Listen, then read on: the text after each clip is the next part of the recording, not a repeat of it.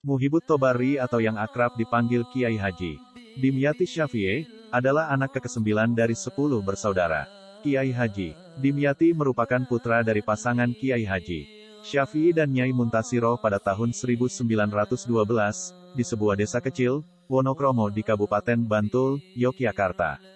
Dari jalur ayahnya, Kiai Dim masih merupakan keturunan ke-7 dari Kiai Ageng Kalimundu. Tepatnya, Kiai Dimyati bin Kiai Syafi'i bin Kiai Irsyad bin Kiai Mubarok bin Kiai Ageng Minak bin Kiai Ageng Kalimundu. Kiai Haji Dimyati Syafi'i telah dikaruniai 2 putra dan 5 putri dari 3 istrinya.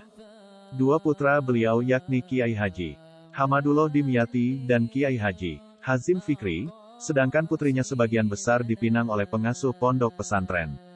Dari istri pertama Hije Habibah Srono, dari istri kedua, Nyai Saudah binti Kiai Hadis Tugum Nyai Hije Halimah, istri Kiai Haji Asadi Sufyan pengasuh kedua pondok pesantren Kepundungan, Nyai Hije Hamdah, istri Kiai Basuni Bukori pengasuh pondok pesantren Yayasan Islam Nahdlatul Talabah Yasinat, Kesilir, Wuluhan, Jember, Nyai Hije Hakimah, pengasuh putri pondok pesantren Kepundungan, Kiai Haji Hamadullah Dimyati, pengasuh ketiga pondok pesantren Kepundungan dan pendiri Yayasan Pendidikan Islam An-Nasoih, YAPINNAS, Kunir Singojuru, Banyuwangi, Kiai Haji Hazim Fikri Dimyati, pengasuh pondok pesantren Kepundungan dan kepala Madrasah Diniyah Nahdlatul Tulab.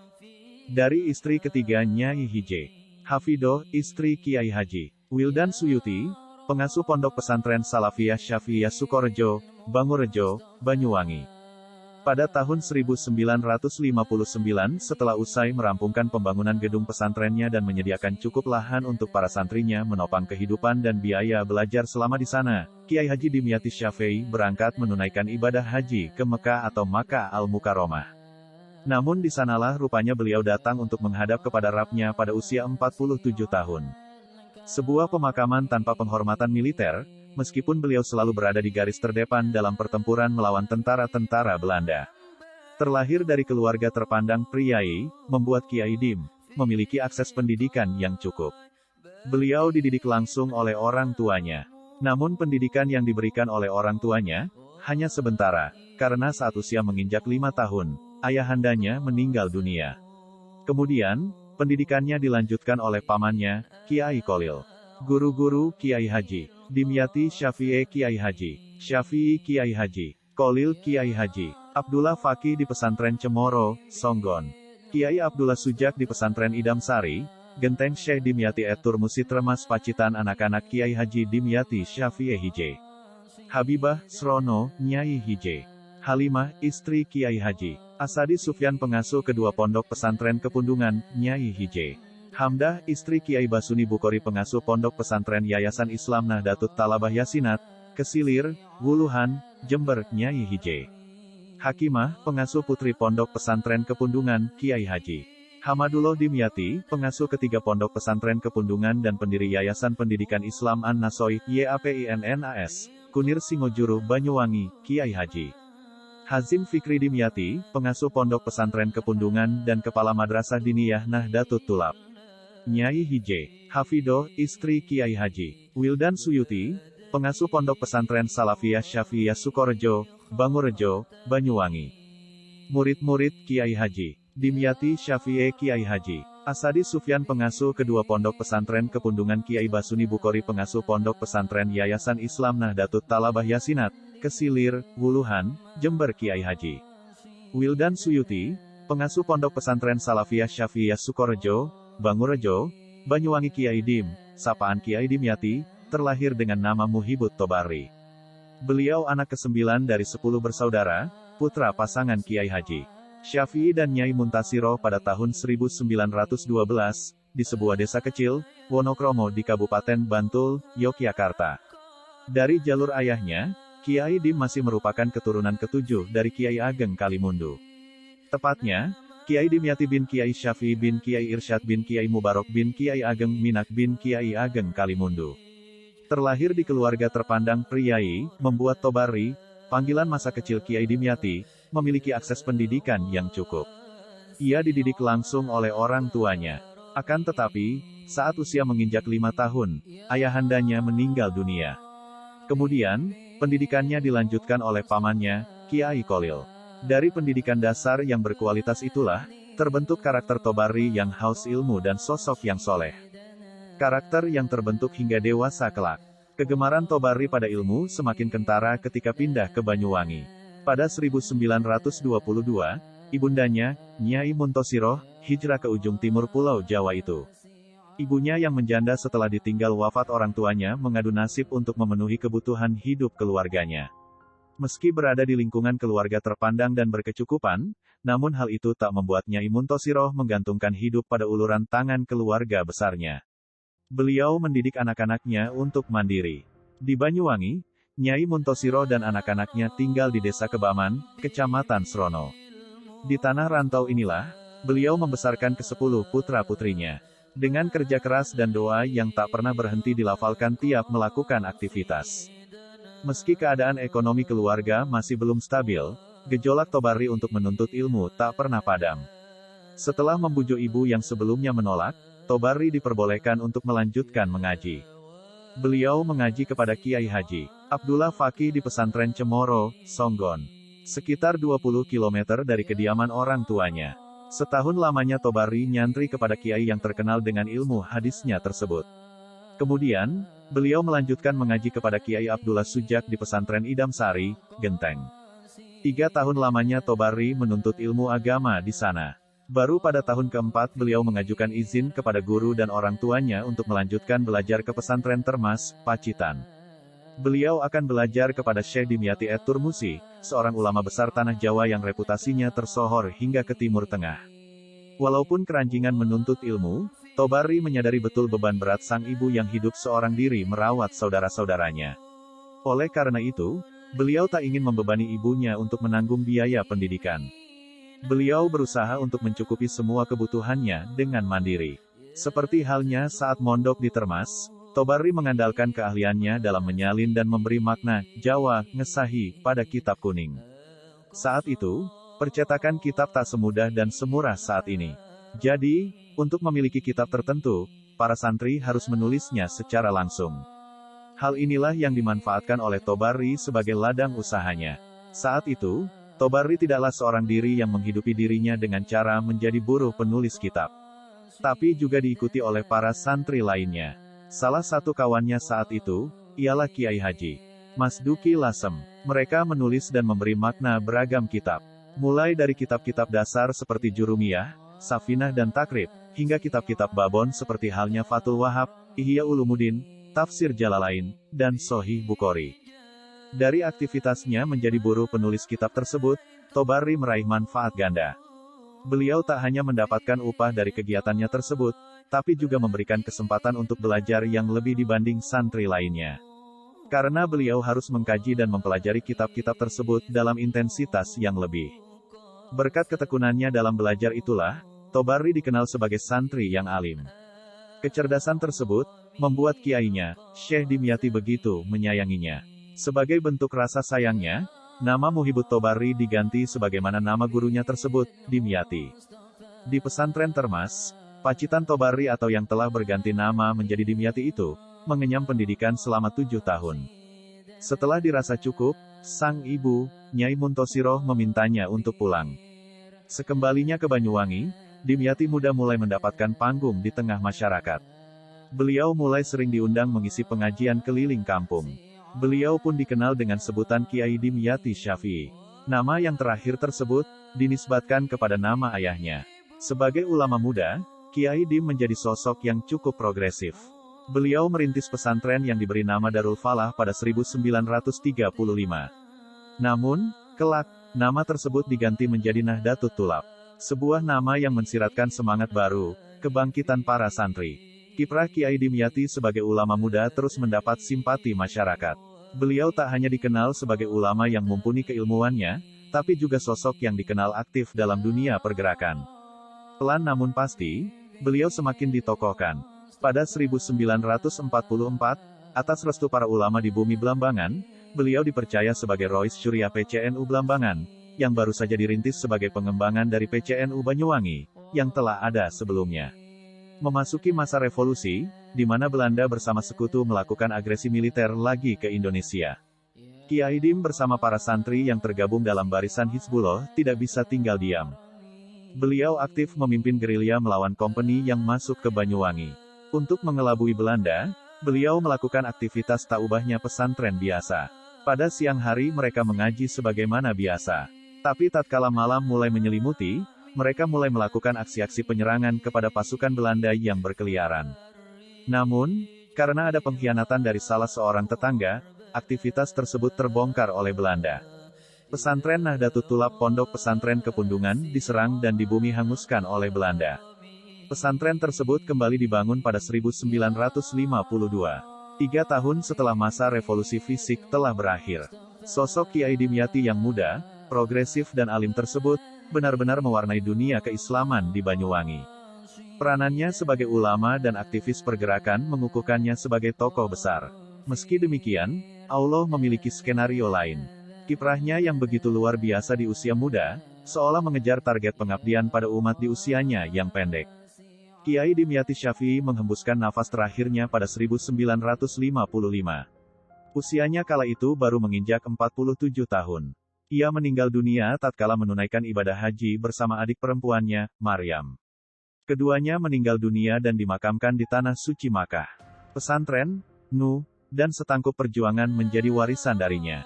Suatu simbol dari semangat keilmuan, perjuangan dan pengabdian yang patut diteladani oleh generasi muda saat ini. Kiai Haji Dimyati Syafi'i yang lebih dikenal dengan panggilan Mbah Dim adalah pendiri Pondok Pesantren Kepundungan, salah satu pesantren Islam yang tertua di Banyuwangi dan pesantren yang ikut serta dalam berjuang meraih kemerdekaan Indonesia di Tanah Belambangan.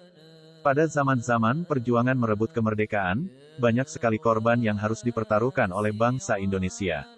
Tak terhitung lagi korban yang telah dipersembahkan demi sebuah kemerdekaan. Bukan sekadar harta dan nyawa, tetapi juga perasaan terhinakan karena terus dikejar-kejar dan terusir dari kampung halaman. Namun tentu saja banyak sekali para pahlawan yang justru memanfaatkannya untuk berjuang di dua ranah, yakni perjuangan fisik dengan mengangkat senjata dan perjuangan dakwah dengan mendidik generasi penerus bangsa. Salah satu di antara sekian banyak para pahlawan bangsa yang berjuang di dalam dua medan perjuangan sekaligus ini adalah Kiai Haji Dimyati, pengasuh Pondok Pesantren Nahdlatul Tulab, Pondok Pesantren Kepundungan, Kabupaten Banyuwangi. Seorang ulama harismatik yang telah memiliki banyak jasa bagi kemerdekaan Negara Kesatuan Republik Indonesia ini. Beliau adalah salah satu di antara para ulama Nahdlatul Ulama dengan andil besar dalam perjuangan fisik yang berpuncak pada meletusnya resolusi jihad Nahdlatul Ulama. Salah satu bentuk sumbangsih nyata bagi perjuangan fisik merebut kemerdekaan adalah fatwanya yang berbunyi, seluruh santri-santri di daerah Banyuwangi Selatan, kawasan Belambangan Lama, wajib masuk Hizbullah. Fatwa ini memiliki konsekuensi yang cukup besar bagi santri-santri di kawasan Banyuwangi Selatan. Dengan adanya fatwa ini, para santri memiliki tugas ganda. Pada malam hari mereka harus mengendap-endap untuk menyerang pos-pos keamanan tentara Belanda dan Jepang. Sementara pagi harinya mereka kembali memeluk kitab-kitab yang berisi ajaran-ajaran agama. Walhasil sebenarnya mereka belajar di atas timbunan amunisi dan mesiu hasil rampasan dari tentara penjajah. Memang secara struktural, Kiai Haji Dimyati adalah komandan Hizbullah Laskar Pejuang yang berafiliasi ke NU untuk wilayah Belambangan Selatan. Kegiatan ganda semacam ini dijalani oleh Kiai Haji Dimyati bersama dengan santri-santrinya di Pondok Pesantren Nahdlatul Tulab.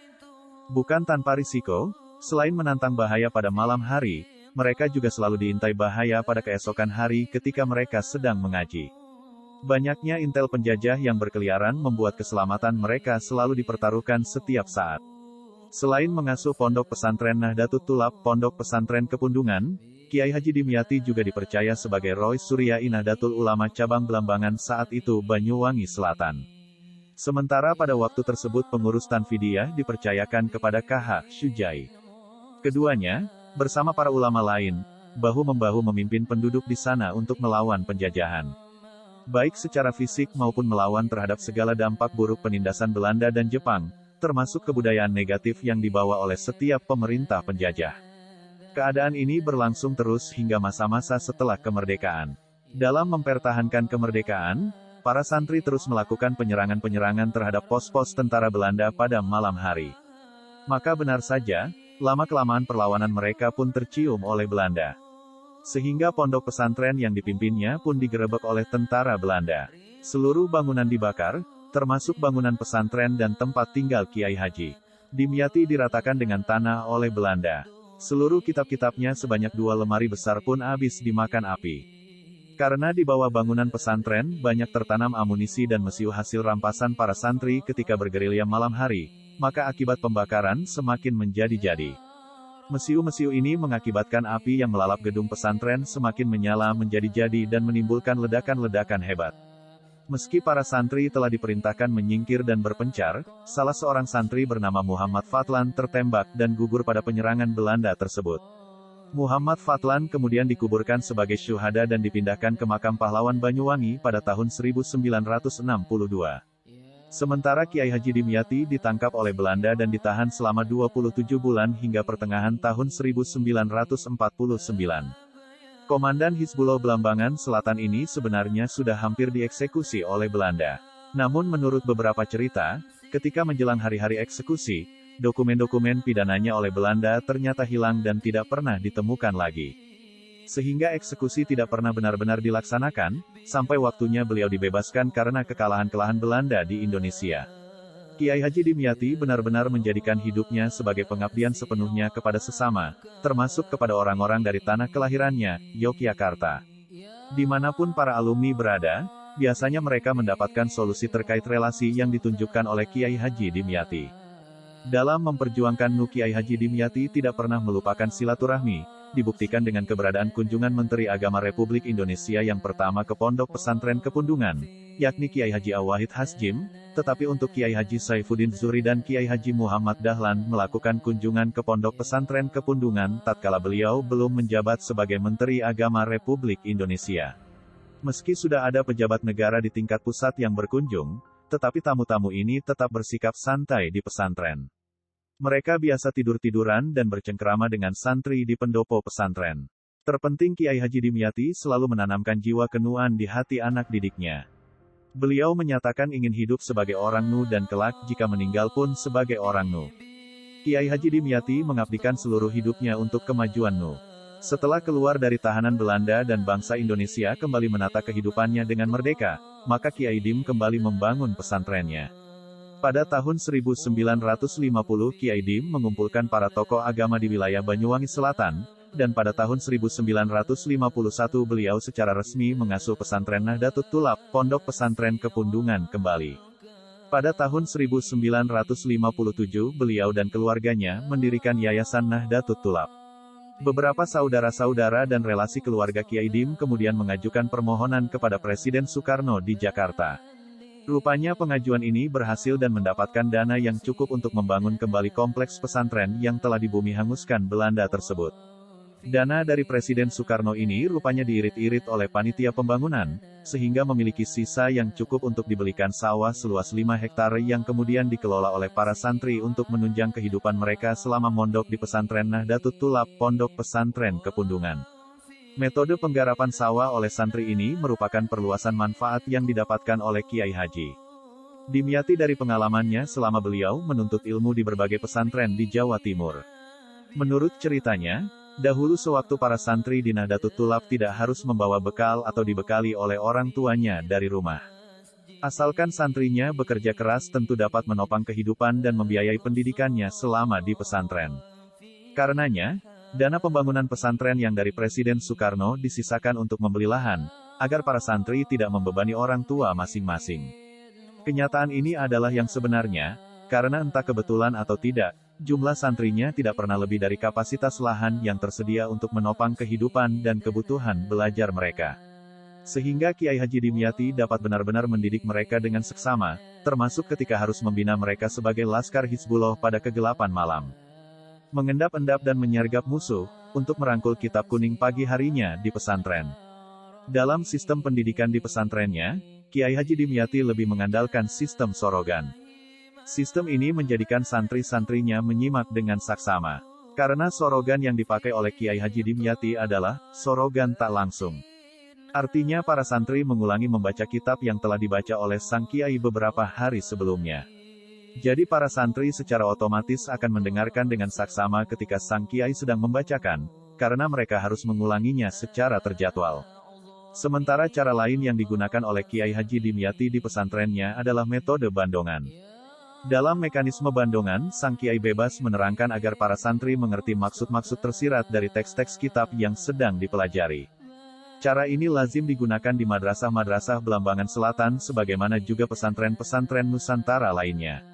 Selama mengasuh pesantren, selain terlibat dalam perjuangan melawan para penjajah, Kiai Haji Dimyati juga masih sempat untuk membuat karangan kitab baik fan, fikih, atau adab. Karangan ini semuanya berbentuk nazom. Nazom karangan Kiai Haji Dimyati ini berjudul Nazom Safinah Jawa dan Muizotus Syibyan. Pondok Pesantren Nahdlatul Tulab, Pondok Pesantren Kepundungan sendiri sangat mengutamakan penguasaan ilmu alat mulai dari nahwu, sorof, dan ilal. Meski tentu saja ilmu fikih dan tafsir juga menjadi kajian utama para santrinya. Menurut beberapa santri yang sempat menimba ilmu kepada Kiai Haji Dimyati, kehebatan pesantren Nahdlatul Tulab adalah dalam pengembangan Aqaid 50-nya. Melalui pembinaan Aqaid 50 ini, para santri yang telah boyong dapat membetulkan dan meneguhkan iman dari masyarakat daerahnya sendiri. Banyak dari beberapa alumni karena sangat besar kadar kecintaan kepada gurunya dan semangat dalam belajar, mereka memperoleh kebaikan yang begitu banyak, terutama terbukanya futu ilmu yang selama ini terhijab. Artinya, dulu ketika diajar langsung terkadang mereka tidak memahami pelajaran saat itu juga, tetapi setelah keluar dan mengabdi untuk masyarakat, mereka tiba-tiba teringat dan mengerti maksud penjelasan Kiai Haji Dimyati sewaktu di pesantren dahulu. Metodenya pembelajaran Kiai Haji Dimyati sebenarnya sangat sederhana sekali. Namun karena keyakinan tinggi dari para santrinya, maka mereka mendapatkan semacam pencerahan. Hal pertama yang ditancapkan kepada para santri adalah Al-Quran. Para santri diwajibkan senantiasa mendawamkan membaca Al-Quran di sepanjang hari, di setiap aktivitas mereka. Kemudian barulah didoktrin dengan Aqaid 50 dan baru belajar nahwu sorof serta ilmu-ilmu lainnya. Hal penting lain yang diajarkan Kiai Haji Dimyati adalah pendidikan bilhal bifi'li, yakni pendidikan praktik langsung, bukan hanya teori. Kiai Haji Dimyati terkenal suka mengajak para santrinya untuk bersilaturahim. Hal ini adalah salah satu aspek pendidikan yang terus tertanam di hati para santrinya sepanjang hidup mereka. Kiai Haji Mustafa Bisri menceritakan pertemuannya dengan Kiai Hambali Pemalang. Ada cerita yang sungguh luar biasa. Misalnya Kiai Hambali cerita saat mondok ke pesantren Tua Termas dan bertemu Allah Yarham Kiai Dim. Dalam bahasa Pekalongan yang medok, beliau menceritakan waktu pertama kali datang di Termas ditanya Kiai Dim, naik apa dari Pemalang? Beliau menjawab, jalan kaki. Berapa lama? 16 hari. Ah, masih lama aku, kata Kiai Dimyati, ketika aku mencari ilmu ke Uzbekistan, jalan kaki sampai 2 tahun. Kiai Dim mondok Termas mulai tahun 1912 hingga tahun 1922. Kemudian ke Mataram, Lombok Barat dengan berjalan kaki 26 hari. Ngaji ke Kiai Hasan Hariri. Beliau juga cerita tentang Kiai Abdul Manan bin Kiai Zulkifli Weleri yang merobohkan pohon dengan diameter 5 meter dari alas roban dan memotongnya 4 bagian. 2 di antaranya diperuntukkan Kiai Dimyati, untuk Soko Guru Masjid Termas dan Kiai Saleh Darat, dibuat beduk. Beliau sempat mengkritik kiai-kiai yang ikutan menjadi tim sukses di pemilihan umum, pilpres maupun pilkada, tentang adanya haji hadiah dari pemerintah, sampai dengan bicara soal kekayaan Indonesia, termasuk produksi emas Freeport, yang kemanfaatannya tidak kembali kepada rakyat. KH Dimyati Syafi'i mempunyai beberapa tulisan dan catatan-catatan. Namun dengan berlangsungnya pembakaran pondok pesantren Kepundungan oleh pihak Belanda, maka beberapa pemikiran Kiai Haji Dimyati Syafi'i yang sudah terbukukan dalam beberapa kitab belum bisa terselamatkan. Dengan kekurangan informasi itulah, maka penulis masih berusaha mengumpulkan beberapa kitab beliau yang masih bisa diketahui, dan salah satu kitab didapatkan adalah Syair Safinatun Najah, Syair Bahasa Jawa, Kitab Safinah. Syair Jawen Li Mawidoti As-Sibyan, Syair Bahasa Jawa untuk nasihat anak-anak muda. Karangan ini berbentuk nazam semacam pantun dalam bahasa Arab, yang menggunakan susunan rima ABAB. Nazam karangan Kiai Haji Dimyati ini berjudul Muizotus Syibyan, nasihat untuk para remaja. Pesantren Nahdlatul Tulab Pondok Pesantren Kepundungan sendiri sangat mengutamakan penguasaan ilmu alat, nahwu dan sorof. Meski tentu saja kitab-kitab tafsir juga menjadi kajian utama para santrinya. Menurut beberapa santri yang sempat menimba ilmu kepada Kiai Haji Dimyati, kehebatan pesantren Nahdlatul Tulab Pondok Pesantren Kepundungan adalah dalam pengembangan Aqaid 50-nya. Melalui pembinaan Aqoid 50 ini, para santri yang telah boyongan dapat memberikan solusi untuk masalah-masalah ketuhanan kepada masyarakat di daerah alumni itu sendiri. Beberapa santri bahkan menyatakan ilmu-ilmu tersebut dapat mereka kuasai secara laduni. Artinya, dulu ketika diajar langsung terkadang mereka tidak memahami pelajaran saat itu juga, namun setelah keluar dan mengabdi untuk masyarakat, mereka tiba-tiba teringat dan mengerti maksud penjelasan Kiai Haji Dimyati sewaktu di pesantren dahulu. Metodenya pembelajaran Kiai Haji Dimyati sebenarnya sangat sederhana sekali. Namun karena keyakinan tinggi dari para santrinya, maka mereka mendapatkan semacam pencerahan. Hal pertama yang ditancapkan kepada para santri adalah Al-Quran. Para santri diwajibkan senantiasa mendawamkan membaca Al-Quran di sepanjang hari, di setiap aktivitas mereka. Kemudian barulah didoktrin dengan Aqoid 50 dan baru belajar Nahwu Shorof serta ilmu-ilmu lainnya. Hal penting lain yang diajarkan Kiai Haji Dimyati adalah pendidikan bilhal bifi'li, yakni pendidikan praktek langsung, bukan hanya teori. Kiai Haji Dimyati terkenal suka mengajak para santrinya untuk bersilaturahim. Hal ini adalah salah satu aspek pendidikan yang terus tertanam di hati para santrinya sepanjang hidup mereka. Beberapa santri bahkan menyatakan, sifat kewiraan Kiai Haji Dimyati banyak menitis menurun kepada anak didiknya. Mereka sering didatangi oleh Kiai Haji Dimyati jika melakukan hal-hal yang tidak sesuai dengan ajaran Kiai Haji Dimyati. Jika mereka mengalami hambatan atau kendala dalam kehidupan, kemudian bertawasul kepada Kiai Haji Dimyati, maka biasanya mereka kemudian segera menemukan solusi dari permasalahan mereka. Semasa masih di pondok, para santri seakan tidak merasakan keistimewaan menimba ilmu kepada Kiai Haji Dimyati, namun setelah mereka kembali pulang ke daerahnya masing-masing, barulah mereka mengerti keistimewaan tinggal di pondok ini. Kebanyakan para santri baru menyadari manfaat menimba ilmu di pesantren Nahdlatul Tulab, Pondok Pesantren Kepundungan, Kaliogoro Kepundungan Srono Banyuwangi, ini setelah berdakwah di rumah. Demikian diungkapkan Kiai Haji Syaifullah Ali Subagiono, pengasuh Pondok Pesantren Al-Hikmah, Ketapang, Banyuwangi. Kiai Haji Dimyati Syafi'i yang lebih dikenal dengan panggilan Mbah Dim adalah pendiri Pondok Pesantren Kepundungan, salah satu pesantren Islam yang tertua di Banyuwangi dan pesantren yang ikut serta dalam berjuang meraih kemerdekaan Indonesia di tanah Belambangan. Sosok Kiai Dimyati yang muda, progresif dan alim tersebut, benar-benar mewarnai dunia keislaman di Banyuwangi. Peranannya sebagai ulama dan aktivis pergerakan mengukuhkannya sebagai tokoh besar. Meski demikian, Allah memiliki skenario lain. Kiprahnya yang begitu luar biasa di usia muda, seolah mengejar target pengabdian pada umat di usianya yang pendek. Seorang ulama harismatik yang telah memiliki banyak jasa bagi kemerdekaan Negara Kesatuan Republik Indonesia ini. Beliau adalah salah satu di antara para ulama Nahdlatul Ulama dengan andil besar dalam perjuangan fisik yang berpuncak pada meletusnya resolusi jihad Nahdlatul Ulama. Salah satu bentuk sumbangsih nyata bagi perjuangan fisik merebut kemerdekaan adalah fatwanya yang berbunyi, seluruh santri-santri di daerah Banyuwangi Selatan, kawasan Belambangan Lama, wajib masuk Hizbullah. Fatwa ini memiliki konsekuensi yang cukup besar bagi santri-santri di kawasan Banyuwangi Selatan. Dalam sistem pendidikan di pesantrennya, Kiai Haji Dimyati lebih mengandalkan sistem sorogan. Sistem ini menjadikan santri-santrinya menyimak dengan saksama. Karena sorogan yang dipakai oleh Kiai Haji Dimyati adalah sorogan tak langsung. Artinya para santri mengulangi membaca kitab yang telah dibaca oleh sang Kiai beberapa hari sebelumnya. Jadi para santri secara otomatis akan mendengarkan dengan saksama ketika sang Kiai sedang membacakan, karena mereka harus mengulanginya secara terjadwal. Beberapa santri bahkan menyatakan, sifat kewiraan Kiai Haji Dimyati banyak menitis menurun kepada anak didiknya. Mereka sering didatangi oleh Kiai Haji Dimyati jika melakukan hal-hal yang tidak sesuai dengan ajaran Kiai Haji Dimyati. Jika mereka mengalami hambatan atau kendala dalam kehidupan, kemudian bertawasul kepada Kiai Haji Dimyati, maka biasanya mereka kemudian segera menemukan solusi dari permasalahan mereka.